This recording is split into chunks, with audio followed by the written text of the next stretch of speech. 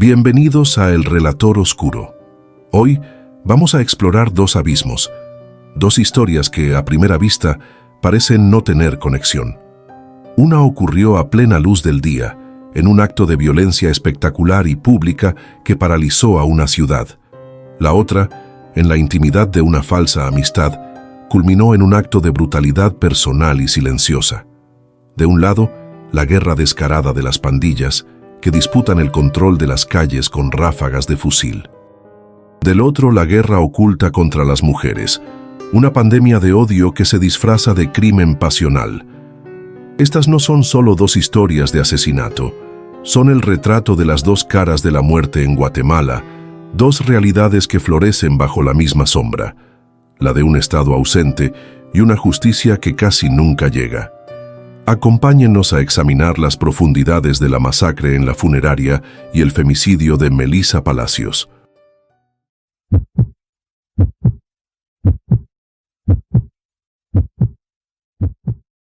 Para entender la masacre del 29 de julio de 2025, primero hay que entender el monstruo. Las Maras, la Salvatrucha y el Barrio 18 no nacieron en los barrancos de Guatemala. Nacieron a miles de kilómetros, en las calles de Los Ángeles, como un mecanismo de defensa de migrantes salvadoreños. Pero tras las masivas deportaciones de los años 90, esa violencia importada encontró en la Guatemala de la posguerra un terreno fértil. En un país con instituciones débiles y una juventud sin oportunidades, las pandillas ofrecieron identidad, poder y, sobre todo, una perversa forma de prosperidad. Su modelo de negocio se perfeccionó hasta convertirse en una maquinaria de extorsión que sangra la economía del país. No es un simple crimen, es un sistema de gobierno paralelo. Los dueños de pequeñas tiendas, los conductores de autobuses, los vendedores ambulantes, todos pagan el impuesto de guerra. Este flujo constante de dinero, este lucro arrancado a la fuerza, es el combustible que alimenta el conflicto. Es por el control de estas rentas que se mata y se muere. Las respuestas del Estado, como los planes mano dura, a menudo fueron contraproducentes. Llenaron las cárceles, que en lugar de ser centros de rehabilitación, se convirtieron en universidades del crimen, cuarteles generales desde donde los líderes, a través de teléfonos móviles, coordinaban sus ejércitos en el exterior. La rivalidad entre las dos pandillas principales había escalado en los meses previos a la masacre. En las colonias de la capital, los territorios se habían vuelto líneas de guerra invisibles, pero letales. Cruzar de un barrio controlado por el Barrio 18 a uno de la Salvatrucha podía significar la muerte. Los adolescentes que vivían en estas zonas habían aprendido a leer los grafitis como mapas de supervivencia. Una 18 rayada en una pared no era solo vandalismo, era una advertencia mortal. Los comerciantes locales se convirtieron en rehenes de esta guerra, obligados a pagar cuotas a ambos bandos cuando los territorios se disputaban y víctimas de represalias cuando los equilibrios de poder cambiaban. El control territorial no se limitaba a las extorsiones. Las pandillas habían establecido sus propias reglas, sus propios sistemas de justicia. En sus territorios, decidían quién podía entrar, quién podía salir, quién podía vivir. Los jóvenes eran reclutados a la fuerza, y quienes se negaban enfrentaban consecuencias brutales. Las mujeres en estos barrios vivían bajo un régimen de terror particular, eran vistas como botín de guerra, territorio a conquistar. Los feminicidios en estas zonas no eran crímenes pasionales, sino afirmaciones de poder. El Estado, mientras tanto, había optado por una estrategia de contención: rodear estos barrios con retenes policiales, convertirlos en guetos y esperar que la violencia se consumiera a sí misma. Es en este ecosistema de violencia normalizada que nos situamos en aquella noche de julio. En una modesta funeraria de la capital se velaba a Heiber Gabriel Vargas Ávila, miembro del Barrio 18. Adentro, el aire era una mezcla de tristeza y tensión. Un primo recordaba cómo Heiber de niño soñaba con ser futbolista. Una anciana rezaba un rosario, susurrando entre lágrimas. Eran escenas de un dolor universal, momentos en que la etiqueta de pandillero se desvanecía para revelar al hijo, al hermano. Pero afuera, en la calle, la etiqueta era lo único que importaba. Las autoridades, conscientes de la guerra, habían catalogado el evento como de alto riesgo. Se asignó una patrulla de la Policía Nacional Civil, una presencia simbólica que debía disuadir cualquier acto de venganza. Eran el último bastión de la autoridad estatal, la frágil promesa de que, incluso en el funeral de un criminal, la ley del más fuerte no prevalecería. Los agentes asignados a la custodia conocían bien el protocolo. Habían recibido un reporte de inteligencia que indicaba posibles represalias de la Mara Salvatrucha. El velorio había sido monitoreado desde horas antes, con unidades de patrullaje realizando rondas regulares por el perímetro. Dentro de la funeraria, familiares y amigos de Heiber habían llegado desde diferentes puntos de la ciudad, muchos de ellos también miembros activos del barrio 18. La tensión era palpable.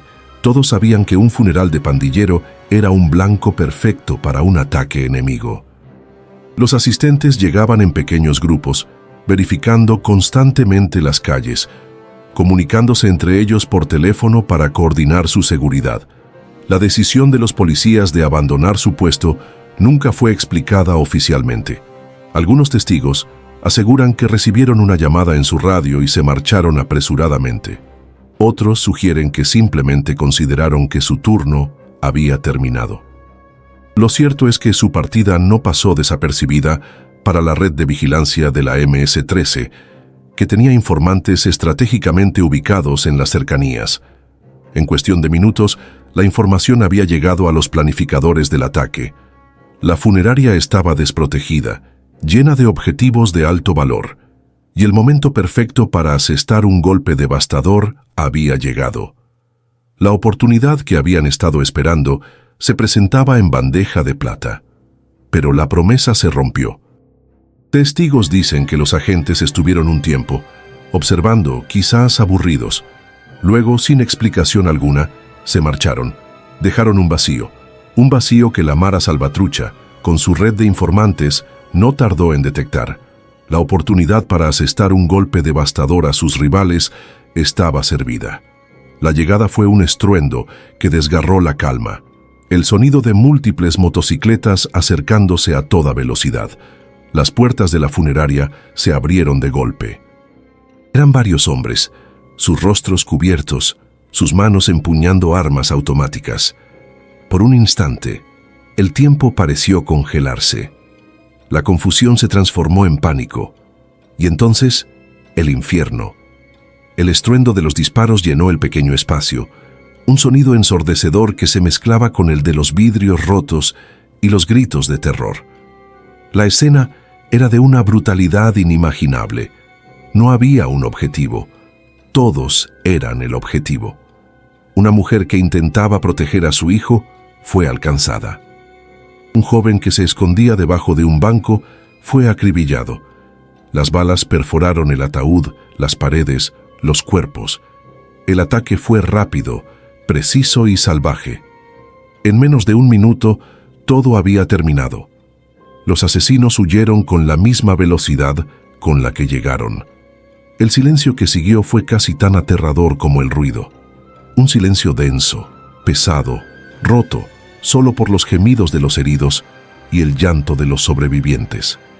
El olor a pólvora y sangre era insoportable. Cuando llegaron las primeras ambulancias, los paramédicos se encontraron con una escena de guerra. Cuerpos apilados, sangre por todas partes, 7 muertos, 13 heridos, más de 50 casquillos de bala en el suelo. La respuesta oficial fue una segunda agresión. El ministro del Interior, Francisco Jiménez, admitió la inaceptable falla policial, pero su análisis fue mucho más revelador. Al declarar que las pandillas se están destruyendo entre ellas y que no era un ataque contra la sociedad trabajadora, trazó una línea.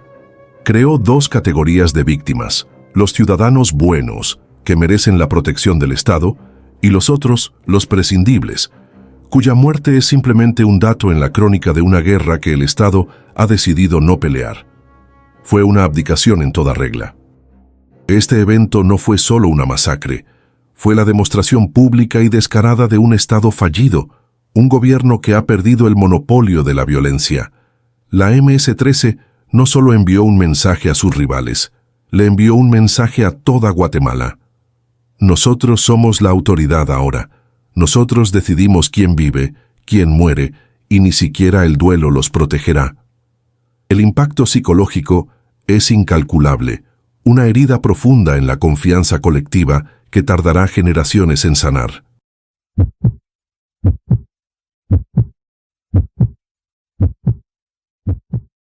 Lejos de la guerra de pandillas, se libra la otra batalla, la que no ocupa los grandes titulares de la misma manera. Es una guerra íntima, silenciosa, que se combate en casas, en autos, en caminos rurales. Es la guerra contra las mujeres. Para entenderla, debemos conocer a Melissa Palacios, no como una estadística, sino como la joven que fue. Tenía 21 años y estudiaba en la universidad, la primera de su familia en llegar tan lejos. Era el faro de esperanza de sus padres. Soñaba con ser profesional, con tener una vida que a sus padres les fue negada. Sus amigos la recuerdan por su risa, por su generosidad. Vivía en Zacapa, una región donde ser mujer joven implica navegar un campo minado de peligros invisibles. Implica avisar siempre a dónde vas, compartir tu ubicación en tiempo real, no caminar sola de noche. Melissa conocía las reglas, como todas, pero las reglas no sirven cuando el peligro viene disfrazado de amistad. Melissa había crecido en una familia trabajadora de clase media-baja. Su padre era mecánico y su madre trabajaba limpiando casas para costear los estudios de su hija. Para ellos, que Melissa estuviera en la universidad representaba la culminación de una vida de sacrificios. Cada semestre era una batalla económica, pero la veían como una inversión en el futuro. Melissa estudiaba contaduría pública en una universidad privada de la capital, viajando 3 horas en autobús desde Zacapa cada día. Sus compañeros de clase la describían como una estudiante dedicada y colaborativa, siempre dispuesta a ayudar a otros con las materias difíciles. Trabajaba medio tiempo en un despacho contable para ayudar con sus gastos, y sus sueños incluían establecer su propia firma y ayudar a pequeños empresarios de su región natal. En Zacapa, Melissa era conocida en su barrio como la universitaria. Los vecinos la saludaban con orgullo, viéndola como un ejemplo para sus propias hijas. Participaba activamente en actividades comunitarias y había organizado varias campañas de alfabetización para adultos mayores. Su presencia en las redes sociales reflejaba a una joven optimista, llena de planes y proyectos. Publicaba fotos de sus avances académicos, de su familia, de pequeñas celebraciones por logros conseguidos con esfuerzo. No había indicios en su vida de conflictos graves o enemistades. Su mundo era el de una joven guatemalteca típica de clase media. Estudios, familia, amigos y un futuro que parecía prometedor. La violencia que la alcanzaría era completamente ajena a su realidad cotidiana. El 4 de julio de 2021, Melissa desapareció. Había salido a hacer un favor a 2 personas que consideraba sus amigos, María Fernanda Bonilla Archila y José Luis Marroquín. Las horas comenzaron a pasar y su teléfono se fue a buzón de voz. La angustia de su familia se transformó en una búsqueda frenética. Recorrieron hospitales, comisarías, llamaron a todos sus conocidos. En las redes sociales, su foto se multiplicaba con la etiqueta Alerta Isabel Claudina, el mecanismo oficial para mujeres desaparecidas. Pero la alerta es un protocolo, no un escudo. La respuesta de las autoridades fue lenta, burocrática. La familia sintió desde el primer minuto que estaban solos. La relación entre Melissa y sus presuntos asesinos había comenzado meses atrás, en el contexto social de jóvenes universitarios de Zacapa. María Fernanda, de una familia de mayor poder económico, había cultivado una amistad aparentemente genuina con Melissa. José Luis era conocido de ambas, parte del círculo social que se movía entre fiestas, reuniones y actividades típicas de jóvenes de su edad. Para los padres de Melissa, estas amistades representaban una buena señal. Su hija se estaba integrando socialmente y tenía compañía de personas que, al menos en apariencia, compartían sus aspiraciones educativas. El favor que le pidieron ese día fatídico parecía inofensivo: acompañarlos a realizar una diligencia en las afueras de la ciudad. Melissa, confiada y siempre dispuesta a ayudar, accedió sin sospechar nada. La búsqueda de Melissa reveló la precariedad del sistema de protección para mujeres desaparecidas en Guatemala. Aunque se activó la alerta Isabel Claudina, diseñada específicamente para estos casos, la respuesta institucional fue lenta e insuficiente. Los policías encargados de la investigación inicial trataron el caso como una más de las miles de desapariciones que ocurren anualmente en el país. No había suficientes recursos, no había urgencia real, y la familia se encontró navegando un laberinto burocrático mientras el tiempo, crucial en estos casos, se agotaba. Los padres de Melissa se vieron obligados a convertirse en investigadores, rastreando pistas, presionando autoridades y organizando sus propias búsquedas. La sociedad civil, a través de organizaciones de mujeres y redes sociales, mostró más eficacia que el aparato estatal en la movilización de recursos para encontrarla. La búsqueda terminó de la forma más atroz. El cuerpo de Melissa fue encontrado en un paraje solitario. La brutalidad del crimen era indescriptible. No había sido un robo, había sido un acto de odio visceral. Su cuerpo mostraba signos de tortura, había sido apedreada hasta la muerte. Era un femicidio en su expresión más pura, un crimen que no solo busca quitar la vida, sino también destruir el cuerpo, aniquilar la identidad de la víctima en un acto final de dominación. La investigación, sin embargo, parecía sólida. Los dos amigos fueron capturados, y la prueba reina apareció. Los peritos forenses recuperaron mensajes de chat de sus teléfonos. En ellos, con una frialdad que hiela la sangre, Bonilla y Marroquín presuntamente planeaban el asesinato. Hablaban de cómo hacerlo, de dónde dejar el cuerpo. La premeditación era evidente, la evidencia era abrumadora. Para la familia de Melissa y para cualquier observador, el caso era claro. Se esperaba un juicio ejemplar, una condena por femicidio que sentara un precedente. Pero entonces, el sistema judicial guatemalteco reveló su propia brutalidad. Durante el juicio, en un giro devastador, el tribunal decidió reclasificar el crimen. Lo que era un asesinato premeditado, un femicidio, fue rebajado a homicidio en estado de emoción violenta. Esta figura legal es una de las herramientas más perversas y misóginas del Código Penal.